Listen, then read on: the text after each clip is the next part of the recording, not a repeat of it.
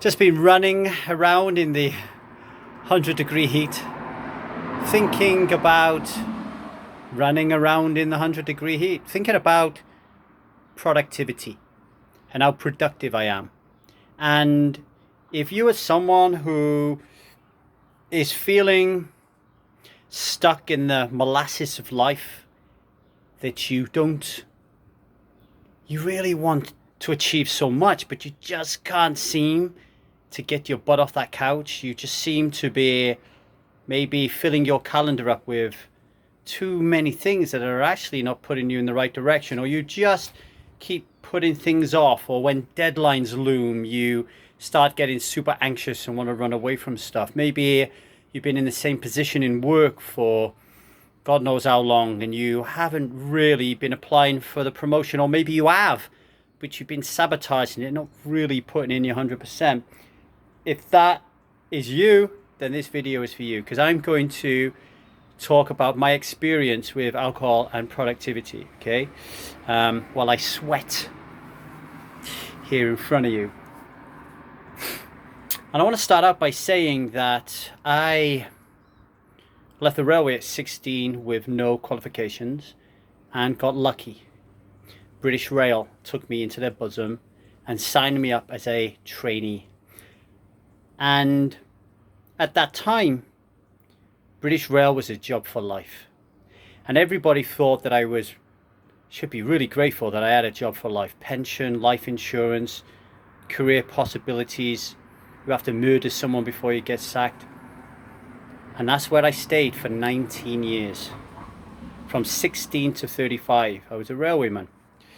And I thought at that time that I was very prolific when it came to rising up the ranks and getting stuff done, right? But it's not until I stopped drinking that I look back and I think, wow, how much more you could have done in all areas of my life. And obviously in terms of promotions in work and earning a better salary and getting a better job. But I think more importantly, how much more productive I could have been as a father, how much more productive I could have been as a friend, as a husband, as a son, as a brother, as a leader of people. How much more productive could I have been helping the world, right? But I didn't know that until I look back after I stopped drinking alcohol, all right? I stopped drinking alcohol when I was 35. And it's common, from what I read and what I experience in the people I work with, that when you get to 35, something can happen in a man where suddenly they look around themselves and they have this feeling that they need to be building a kingdom. And around 35, there is an assessment that takes place of how big your turrets are, how big your moat is, whether your portcullis is sturdy enough, whether you have a queen in your castle, you have enough servants. And when I looked around my kingdom at 35, all I saw was some of those castles you see in South Wales, those bits of brick that people say that's a castle. You're like, it's not a castle, that's just a bit of brick. That was my kingdom. And I just knew that if I didn't stop drinking alcohol, that I would end up on my deathbed with nothing but regrets. I had no idea that quitting alcohol would actually make me more quote-unquote productive. I actually stopped drinking alcohol out of fear of losing my marriage, not the hope and the wonder and the curiosity and the excitement of actually being more productive and building my kingdom. It didn't happen for me. It was out of fear. And when I stopped drinking, very quickly, within the first couple of weeks, white space started to appear everywhere. I had white space in my life physically. So like I wasn't going to the pub anymore. I wasn't lying in bed with a hangover. I wasn't thinking about where I was going to go. I wasn't just lying around doing nothing. I had all this physical time, but most importantly, when the fog lifted in my mind and I stopped drinking alcohol, I started to think. I didn't start to feel, I'll be honest. Feeling came many, many, many, many, many years later, but I started to think and I started to ask questions. And I realized that previous to that, I'd always been afraid of the answers. So I never asked the questions. I was on a path of least resistance. And I was on that path of least resistance because, like many of us, we wasn't really parented as effectively and as healthily as we could have been by our mums and our dads. And that's not making mums and dads wrong. They did the best that they could have done given the parenting that they had, right? But I think for me, and I see it in my work and around men and women, is that we are not fully equipped to take on life. We can't feel, we can't emote. We are stuck in our head. We try to intellectualize and rationalize everything. We're afraid of everything. And we've worn so many masks and donned so much armor that it's just so weary to get around with life, right? And we've forgotten who we really are, you know? And so it's easy for us and more natural for us to just stay on the path of least resistance, to be a railwayman, because that's what we know. And I could have gone in work with my feet up with a cigar in my mouth and just gone through the basics, got paid, and I'm never going to get sacked, right? Like, is that really what I wanted out of life? Well, then yes, because I was afraid to get off the path. It's like the movie The American Werewolf in London, when the two hikers from America go into, is it the Slaughtered Lamb, the pub, and they say to them, stick to the path, don't stray off the path. And that's what it was like for me, and maybe for many of you. We think by straying off that path of least resistance, we're going to get eaten by werewolves, and we're going to leave a life of damnation, right? Then curiosity comes along, and curiosity and reminding you of the risks, and this is the most difficult and challenging part of my life, finding that courage to take that leap. And for me, retire 20 years earlier on the railway. And I decided I was going to be a professional football player. And I'd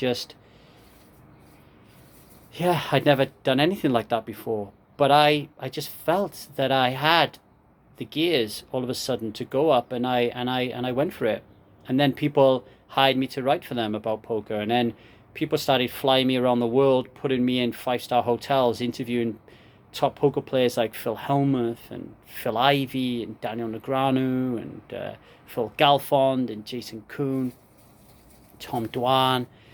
And I ended up visiting 28 countries across 5 continents in just a couple of years, creating a freelance business that was making me 6 figures.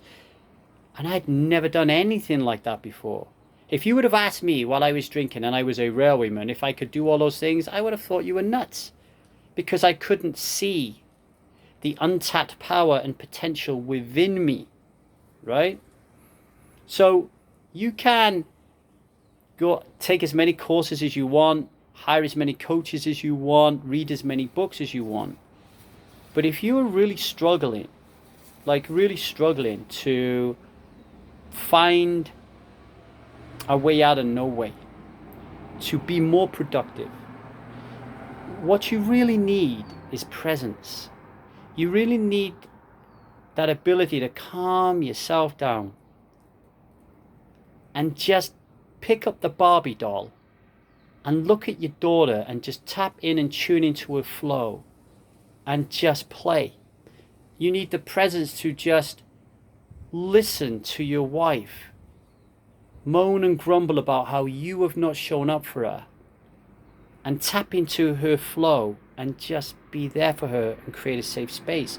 You need to be able to just calm down and figure out what the most important thing to do in work is, and then put your whole time and effort into it. Or figure out what your zone of genius is, and then hire other people to do all the other stuff that falls outside of that remit. But all of this takes presence. And I can tell you the one thing that I learned about alcohol in these last 11 years of not drinking it is when I drank it, Alcohol provides chaos, disconnection, and distraction. And when you stop drinking, suddenly you see the world with new eyes, and you feel a greater capacity to be connected to everyone and all things. And then you can go into that practice of being present for people. And when you can be present for people, that is where you'll find your power. That is where you'll find your productivity, because you'll be coming at this gig from a place of consciousness and not from a place of drama.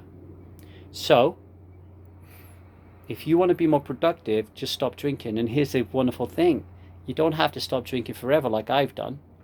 You can just stop drinking for a month. Hell, I felt it within a couple of weeks. Just give it a go. See how it changes your life. Go from there. All right? Now, I'm going to go and have a cold shower. But before I have a cold shower, if you are interested in getting to the root cause reasons why you drink alcohol, so you can create lasting change in your life, then get over to our website, www.1000dayssober.com, and take the Alcohol Lightbulb Challenge. 5 days, free challenge. It's amazing. Feedback is excellent. People are really loving it. And you'll understand the root cause reasons why you drink alcohol, and it'll blow your mind. All right, much love, everybody. Goodbye.